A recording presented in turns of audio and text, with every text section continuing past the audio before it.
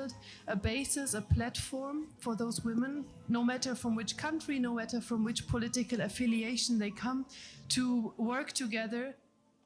The president and founder of WPL, Silvana Koch-Merin, talks about their mission and their achievement throughout the years. WPL, short for Women Political Leaders, is the global network of women who are in political office. So it's worldwide women who are members of parliament or ministers, but also prime ministers, presidents, and if we can get hold of them, also women mayors or also on the subnational level of politics. Since 2013, WPL has set up the largest global network of women politicians in the world. Around 10,000 women elected and appointed at the national and international level. WPL started in 2013 with a big convening in the European Parliament, and there were from more than 100 countries women politicians coming, and there was a very, very clear ambition and motivation and also identified need for convenings like this and for working together. So it's almost 10 years. On the 13th of February 2022, they launched with an open letter the initiative WPL for Peace. The letter has now more than 500 signatures, among which Nobel laureates, presidents and prime ministers, members of parliaments and governments.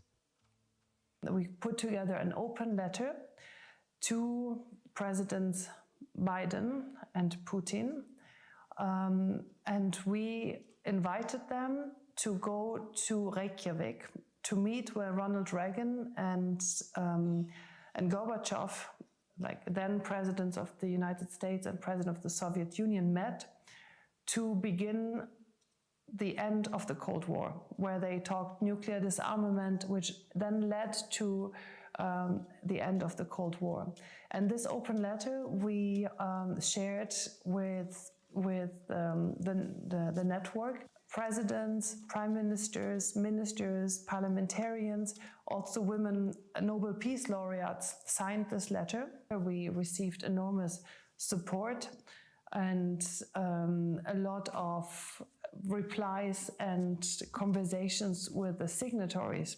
This initiative emphasizes the role of women as positive agents in conflict resolution, spreads awareness of the vital role women's leadership plays in the sustainability of any peace achieved, and advocates for a more inclusive new world security agenda.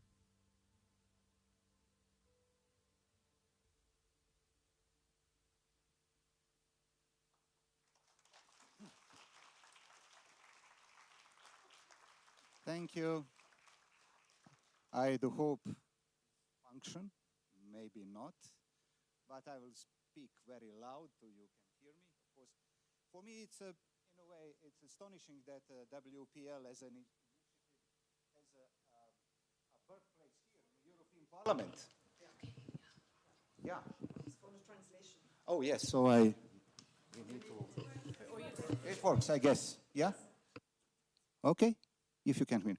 So as a 9-year-old, I think it's good for WPL and of course European Parliament to check the result, and of course we can also be very proud of it. So it's my special pleasure and I would like to thank for this opportunity to invite on stage VPL President, Madam Silvana Koch-Merin, and WPL Board Representative, Dr. Obiagel Katrin Ezek-Vesili. Please, one applause. Welcome. Thank you very much. Yes. Thank you. Thank you. Well, thank you so very much for this kind introduction, and thank you, Solidar. Thank you, S&D Group. It's a real pleasure, a real honor to be here and to receive this recognition and award. Indeed, in February, 13th of February, we had hope that there would be possibility to find diplomatic solutions before this war started. We all know now, many months later, things are very different. What remains, however, at our as our call, and this is the initiative ongoing, is the need for more women at the table, no matter where peace is needed and no matter where peace is negotiated.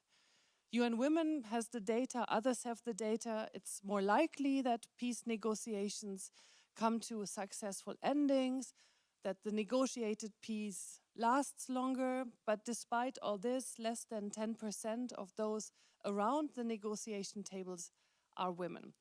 And we all know this. In the European Parliament, it's not as bad, but the percentage of women in politics is very, very small. 93% of the presidents and prime ministers of the world are men, and still about 3/4 of parliamentarians are men. So there is a lot of room for improvement, to say this in a positive way. Now, WPL is non-partisan. I myself also missed the European Parliament in certain ways. I was member of parliament here, not in the S&D group, but I believe that it's but I have a small story to say, because when I was not perfect in a different political group, my grandmother, who was always a huge supporter of everything I did, even though she was a burning socialist. As a teenager, as a young woman, she was with the Arbeiterjugend, that's what, and was demonstrating in Germany. And at age 87, we finally convinced her to become a member of her beloved party. She always said, politics is not for women like me. I don't have education, I don't really know. And then, 87, she then became a member and was very, very proud. So I wanted to thank the team of WPL that is here. Without all of you, nothing of this would be possible. So thank you very, very much. And I really hope that together, across parties, across countries, we can work on this joint agenda of getting more women at the tables. And with this, may I hand over to Dr. Obi, who is an esteemed and wonderful member of the board and a true and inspiring leader, and who I have such an honor to work with, please. Thank you so much, Silvana, and congratulations. It's taken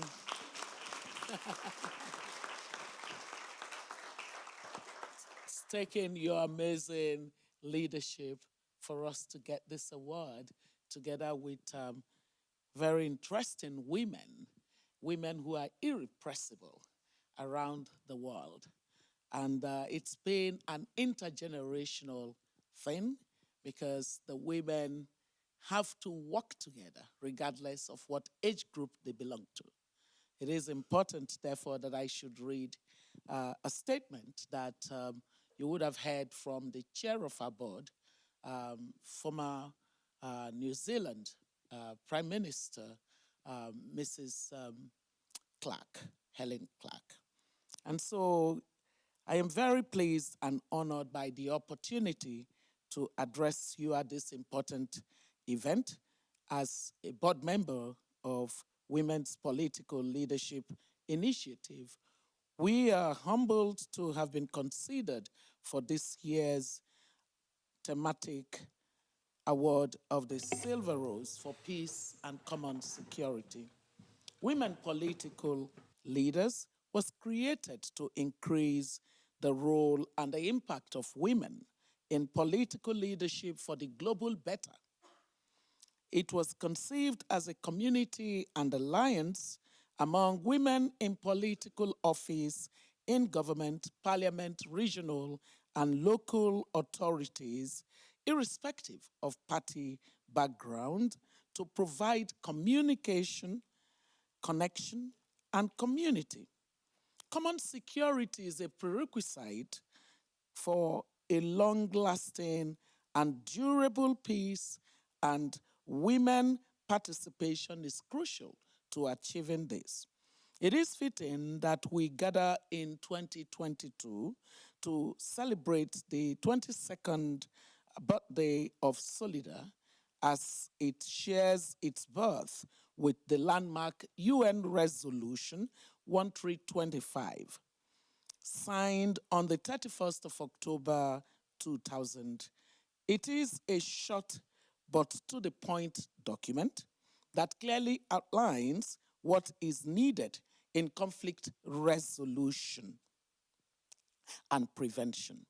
A seat at the table on equal terms and full involvement in relevant processes and mainstreaming of gender perspective in all processes based on the understanding of the specific impact that women suffer in situations of conflict. The war in Ukraine is no exception to this. Of the millions already fleeing the country, a vast majority are women and children. Reports of sexual violence and exploitation from the war and occupied territories, as well as from refugees in Europe and elsewhere, are gruesome reminders of existing tactics of war and specific vulnerability of migrant women and children. Ladies and gentlemen, as the war in Ukraine continues, the threat to world peace and the risk of a new world war with nuclear weapons remains quite high. A dialogue between the leading world powers is central to achieving de-escalation and eventual peace. 2 days after the invasion, women political leaders therefore took the initiative for a peace dialogue with everyone at the table to be hosted by Iceland, the Icelandic Prime Minister Katrin Jakobsdóttir, much like in 1986, as my dear friend Silvana earlier said, when talks in Iceland marked the beginning of the end of the Cold War. A similar peace process is needed now. Ladies and gentlemen, until today, the initiative has received the backing of more than 500 signatories, 27 current or former women presidents and prime ministers, 7 Nobel laureates, and more than 60 women political leaders worldwide. The voice of women will be crucial to achieving a just and sustainable peace in Ukraine and elsewhere. I am therefore very pleased that this is recognized through this year's thematic Silver Rose Award for Peace and Common Security, and honored to stand here with Silvana on behalf of the women political leaders for the work that we do to advance women participation in all things that matter to society and at all levels, as well as initiators for dialogue and development being recognized today. I thank you very much, and I wish you a wonderful evening. There is absolutely no doubt that our new multilateral order will be better defined and expressed in the full and inclusive participation of women, both great and small, in all regions of the world. I thank you.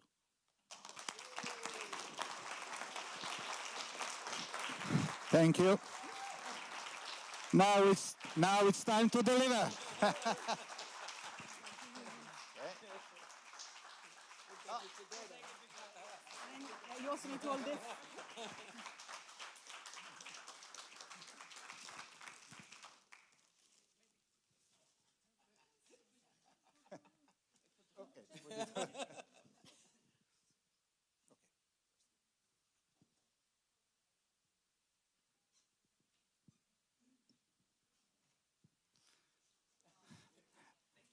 Family.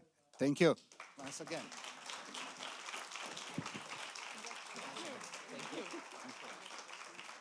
I will take the second mic if you'll just leave it here. Yeah, this is very unreliable. Well, let's see if this microphone is reliable. No, it's not. Okay, so I will just shout. Congratulations again to the winners, and thanks for all your positive work, and for all the women in the room. Do keep supporting each other, because it's very, very important. Okay, so now to the second award of the night, the Lifetime Achievement Award. Now, this year's Lifetime Achievement Award goes to Lee Chuk-yan, the former Secretary General of the disbanded Hong Kong Confederation of Trade Unions and former chairman of the Hong Kong Alliance in support of patriotic democratic movement in China. Now, throughout his life, Lee Chuk-yan has dedicated himself to working to protect workers' rights at a huge personal cost. Not only has he been prosecuted multiple times, he is currently serving a 20-month prison sentence in Hong Kong. Please take a look at this video behind me.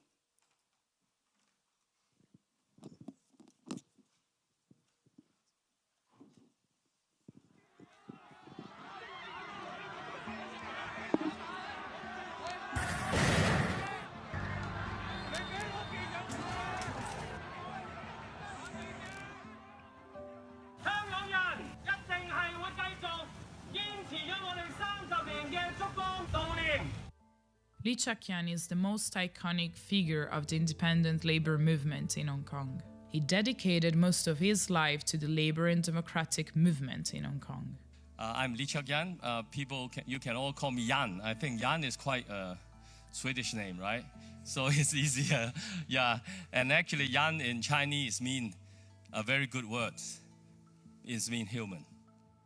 Lee was the former General Secretary of the Hong Kong Confederation of Trade Unions and former chairman of the Hong Kong Alliance in support of patriotic democratic movements of China.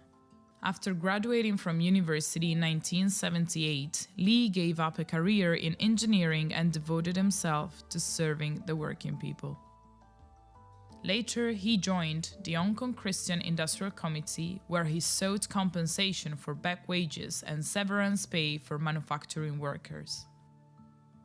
Lee was determined to make a change. Many major labor protests over the past 3 decades, such as the 2007 Barbender strike and the 2013 dock workers strike, were all launched with the support of Lee and the Confederation.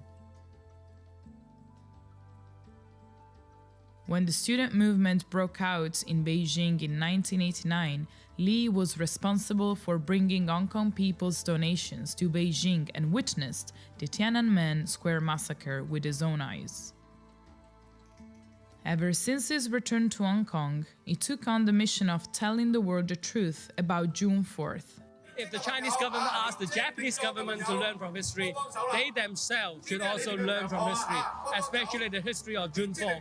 But what we see is the regime try to suppress any remembrance of June 4th or any open mourning activity in China. And so we are asking for that the Chinese government should themselves also learn from history. Under his leadership, the independent trade unions in Hong Kong became the pillar of the democratic movement and always stood firm with the people in the fight for democracy in opposing Article 23 of the Basic Law, the Umbrella Movement, and the Anti-Extradition Law Amendment Bill movement. Over the past 40 years, Lee Chuk-yan has never ceased fighting for social justice. Even though it brought him imprisonment, he has no complaints, no regrets. Lee Chuk-yan is a giant amongst our global union family.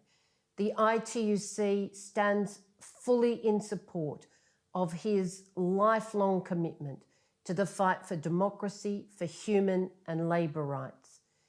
These rights have not only been denied to the Hong Kong Council of Trade Unions trying to organise, indeed as the UN Charter of Human Rights allows, I can think of no one more deserving of the Silver Rose Award than our brother Lee.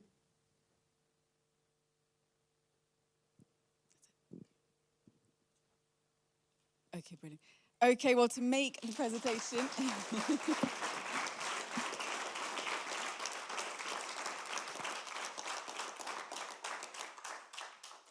Okay, to make the presentation of the award, please give a warm applause to MEP Massimiliano Smerio.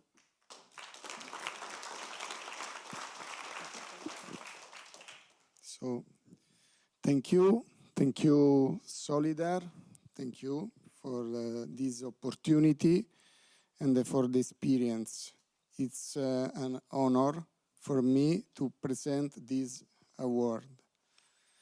Good evening, everyone. Thank you for the floor. On behalf of the jury of the Silver Rose Award, tonight we confirm the award for the Lifetime Achievement section to Lee Chak-yan, former General Secretary of the now dissolved Hong Kong Confederation of Trade Unions. Here with us to collect this award and to honor Lee's work and commitment is Alex Tang, Vice Chair of the now dissolved Hong Kong Confederation of Trade Unions. I would like to invite Alex Tang here to receive the diploma.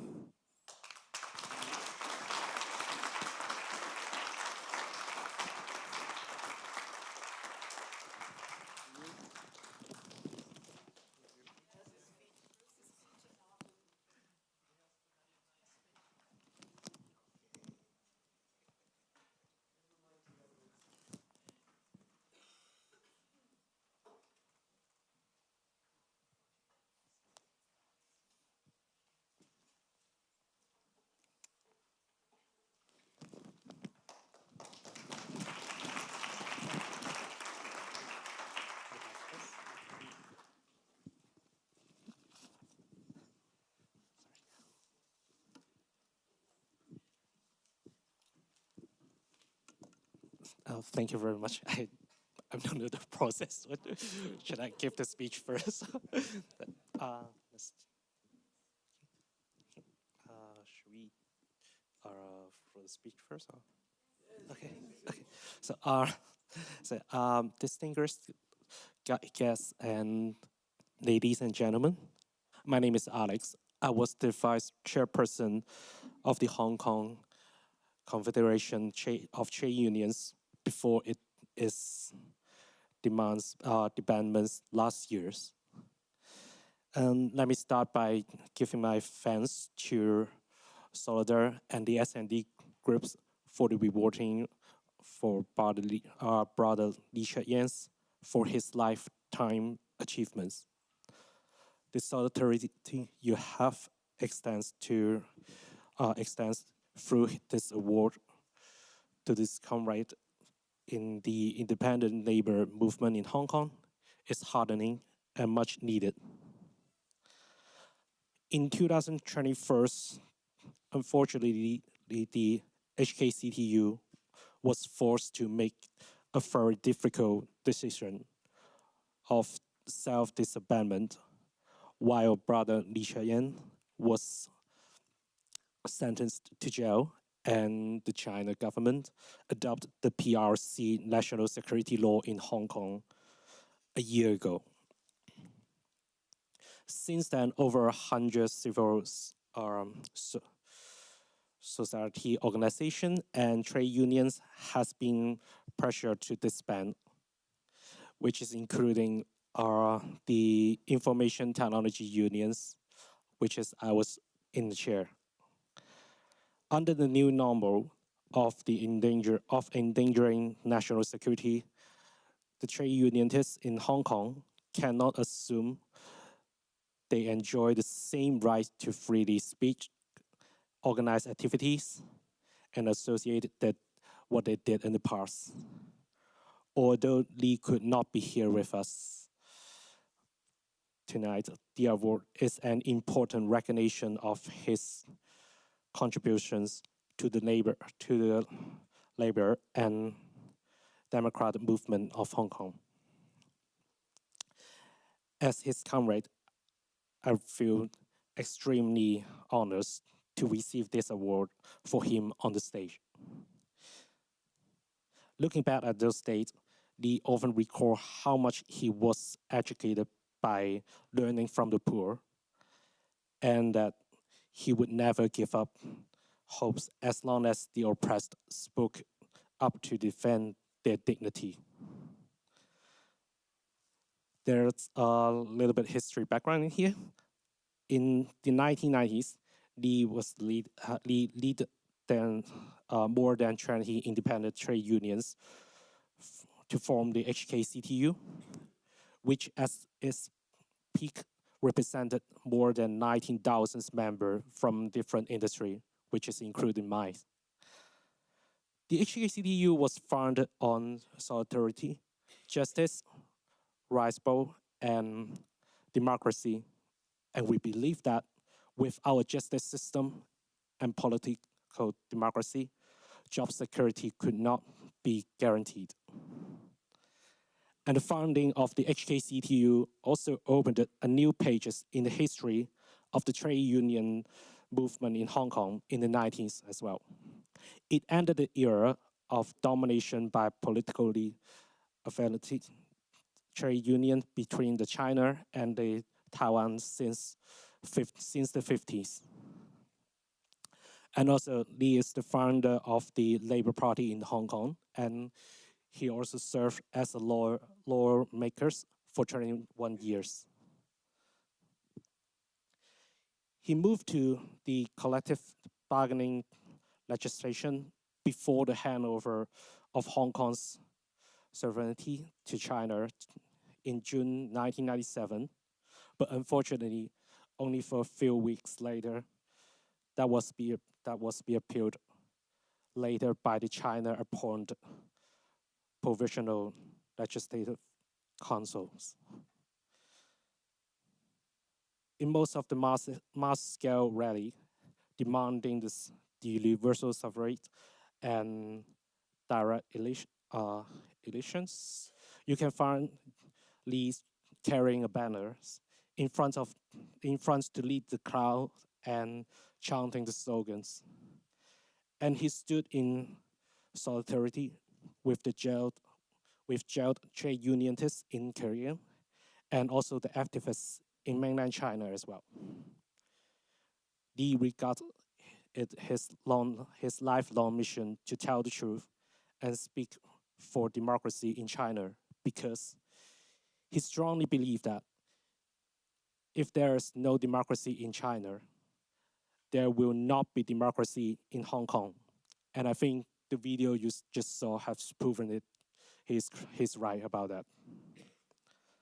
And since the April of in 2021, Lee has served over 20 months in prison, and he's still in the prison right now as we're speaking,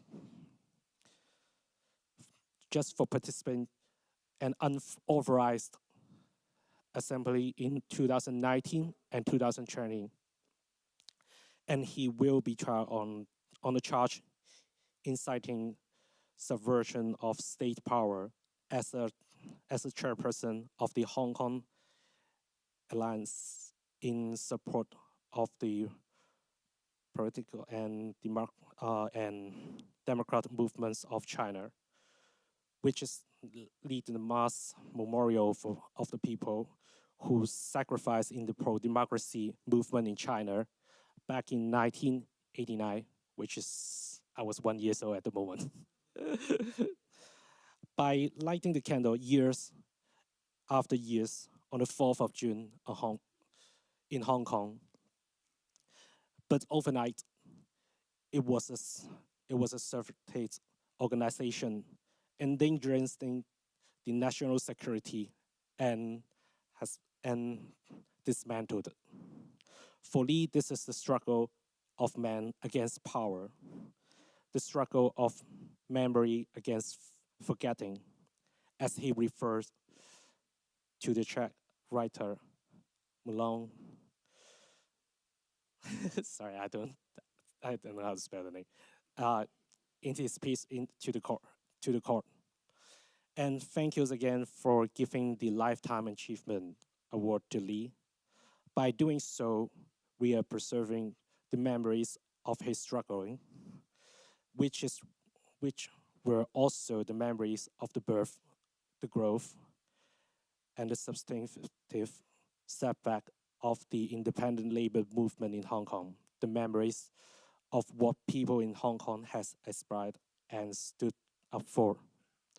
but we know that it is not the end yet. Finally, allow me to end by quoting these meditations in court. Despite the setbacks, we are steadfast in our belief that the universal value of freedoms, the rules of law, human rights, and democracy that we have been struggling for will one day take root in Hong Kong and China. And on that day, we will be able to console the souls who came before us. Thank you.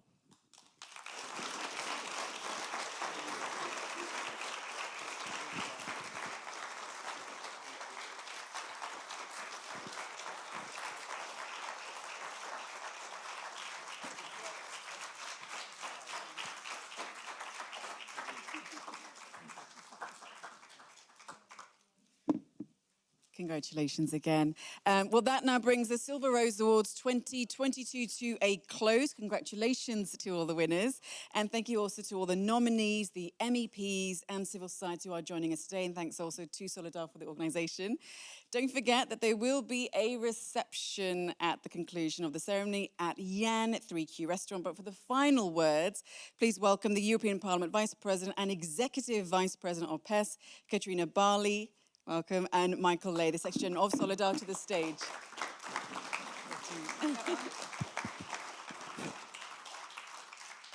Let's try this one. No, right, have that one. It's a microphone issue. Is that better?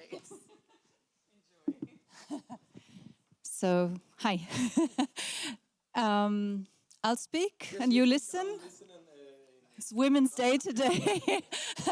Well, I've got a speech, and I don't know if you do too. And we are the only ones to keep them from party. Okay. Maybe you can do the sign language translation meanwhile. Okay, so dear awardees, nominees and guests, I'm very honored to be able to do the closing speech, although doing the closing speech, of course, is always the saddest part of a ceremony, of this year's Silver Rose ceremony. It's really a pleasure to see so many of you, and if I may say so, without excluding anyone, so many young people and so many women. It's really a pleasure because you inspire all of us and you give us hope every day. And you are the positive change that the world needs. And the Silver Rose Award is the time and place to honor all of you. Since 2000, the Silver Rose Awards have celebrated the best of our communities, what we have to offer, as well as some of the most important pillars of healthy and vibrant societies. Civil society organizations, trade unions, and individuals fighting for a better world for all of us. Today again, we have awarded some of those who strive to make a difference in the world. They do so often very selflessly and with great personal risk. We honor those who fight for a more united, just, and sustainable future. It's not very practical to have this with a microphone in your hand. And today's recipients stand in line with great recipients in recent years. In 2007, the Silver Rose Award has been given to human rights defenders such as Aminatou Haidar. In 2015, the award praised journalists who had shed light on the working conditions of the working classes, such as Gunther Wallraff. And in 2019, we celebrated the important work of the organization Mujeres Supervivientes de Violencia de Género in Spain. These strong women defend victims and survivors of gender-based violence. So the history of the Silver Rose Award speaks for itself. And today, with our outstanding recipients, we are continuing this tradition. Lee Chuk-yan has spent his life advancing and protecting workers' rights, fighting against an ever more powerful opponent. He put his life at risk to fight for democracy, social justice, and the right to demonstrate. And women political leaders and their peace campaign put an emphasis on the often undervalued and missing role of women in conflict resolution, maintaining peace and setting the security agenda. And I had the honor to be shadow rapporteur into reports on feminist foreign policy. So there is still a lot more work to do, I can say, from from this experience. But I also, of course, want to mention the many candidates for the awards who have bravely carried the fight for a better world. You are an inspiration. This year's edition of the Silver Rose Award pays tribute to those who work for peace, dialogue, and our common security. It is a subject that could not be more timely. The current Russian war of aggression against Ukraine, the spread of autocratic regimes around the world, and the rise of the extreme right in Europe and elsewhere are extremely worrying. They threaten to undermine the achievements we have collectively made in the last 70 years, and may I say also here, especially women's rights. It includes the European project, which rose from the ashes of war to offer all European citizens a brighter and more secure future. But the European Union is much more than a project and much more than an economic project. It is built for peace and prosperity, for democracy based on solidarity and cooperation, for social inclusion and achievement. It is also built by civil society workers and human rights defenders. It is to the people, and so to you, that the EU truly belongs. This, the European Parliament, is also your house. Those who know me know that the protection of human rights, fundamental rights, and especially the rule of law is at the heart of my political work. These core democratic values that are under pressure also within our European Union, and that we socialists and democrats in the European Parliament fight for and will always protect and promote. And civil society is an absolutely crucial and essential ally in protecting and promoting our shared values. It's essential for a more inclusive and open democracy. Human rights defenders, women's rights organizations, as well as media organizations and journalists are essential elements of our society and play an active and crucial role in any pluralist democracy. And that's the last page. Don't worry, I should have learned it by heart. So, dear friends, democracy and human rights are at the basis of a healthy society. At the PES, our work focuses on using our network to defend citizens against authoritarian and autocratic regimes while fostering progressive policies in Europe and beyond. As our new president, Stefan Löfven, pointed out, we live in troubled times with a very serious security situation, the threat of climate change, growing divisions, high energy prices, and a growing threat to democracy. In his view, what is the answer to these challenges? The social democratic ideas of equality, solidarity, and community. Or, as he put it, no one is strong on their own. I couldn't agree more. And together, with your help, I am convinced that we can work towards a better world for everyone. So thank you again very much, and congratulations. Thank you so much, Katarina, for these wonderful words. Thank you. Please. Thank you. So, we have reached the end of the program, and it's my pleasure to then invite all of you to the reception that's taking place. It seems like almost a thought, right? That we're meeting now in Jan for the drinks.